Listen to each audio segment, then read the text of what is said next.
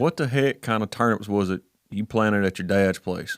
Those were just purple top turnips, man. I ain't never. I've smelt turnips 1,000 times. I ain't never smelt nothing smell like those. Oh, rotten turnip field. Oh, did they make turnips? Oh yeah, and I'm talking. So you smell them a mile down the road. We didn't like most time when we're doing turnips for food plots and stuff. We just mix it in with whatever other grain we're throwing. Might have the fertilizer in there with it, throwing it all at the same time, and you get decent turnip plots, but ain't nothing like we got.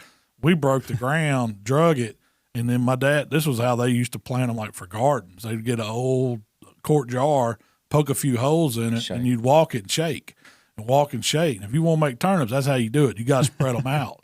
Yeah. It'll so your plants are spread out so far they got room to leaf. They'll leaf over knee high.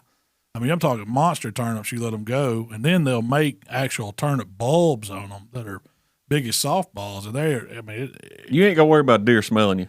No. You dirty gag. You can smell that plot. You can smell those kind of plots before you get up on them. But believe it or not, deer love them.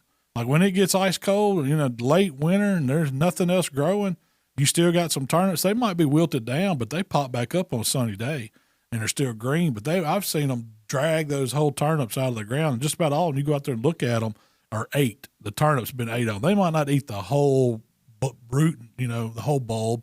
They were pulling a lot of it. That year we hunted down there, they done pulled them all up. But man, the bad thing is they lay there and rot, and that's what stinks so bad. But on turnips, you're supposed to rotate that crop. You're not supposed to do that year after year after year. It's not good for your soil.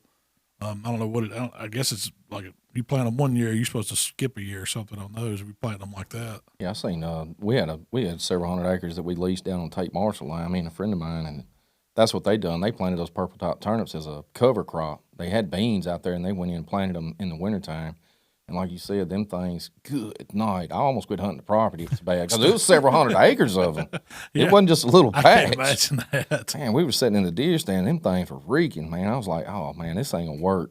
This stinks. This stinks bad. That was the first time I've ever been to that place out there. And I pulled up in the truck, got out. I looked at his daddy. I was like, man, your sewer system all right on this thing? That thing backing up or something.